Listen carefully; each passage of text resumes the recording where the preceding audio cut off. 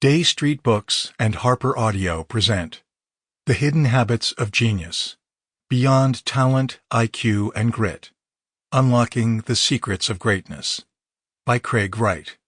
Read by Fred Sanders. A note before we begin. To access the Notes section of this audiobook, be sure to download the accompanying enhancement PDF from your audiobook provider, or go directly to www.harpercollins.com/audio/The Hidden Habits of Genius. For our children, Evan, Andrew, Stephanie, and Christopher, and for Fred, Sue, and Sherry. Introduction. Hitting the Hidden Target. Today, genius is all around us, from the helpful employees at the Apple Genius Bar to baby Einstein products intended to make our kids smarter. The TV reality star Kim Kardashian is called a business genius, and her husband, Kanye West, is said to be a jerk who is also a genius.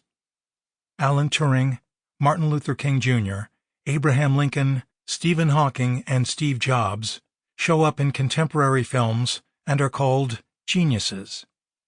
Then there are Academy Award-winning actors such as Daniel Day-Lewis and Eddie Redmayne, who portray the brilliant individuals in those films. Are they geniuses too? The swimmer Michael Phelps is called a locomotive genius. The tennis stars Roger Federer and Rafael Nadal hit genius strokes. Yo-Yo Ma has been referred to as a cello genius. The College of Business Administration of the University of Nebraska at Omaha offers an annual course titled The Genius of Warren Buffett.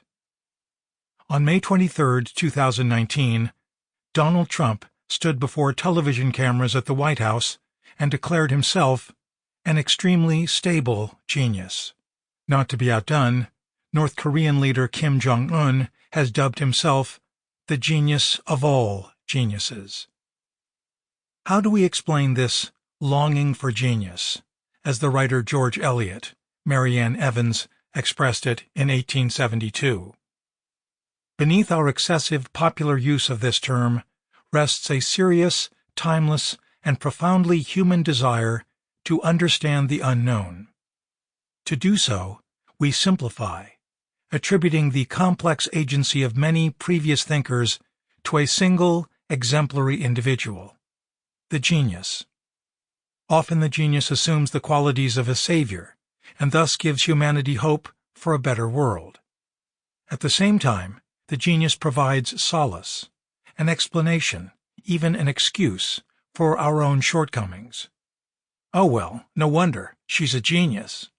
But still we wonder, how is the magic trick done?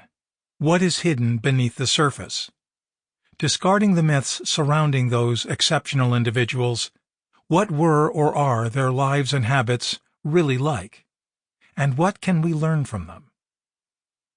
In 1951, doctors at Massachusetts General Hospital wired an EEG machine to the brain of Albert Einstein and watched the bobbing needle in an attempt to find the seat of his genius.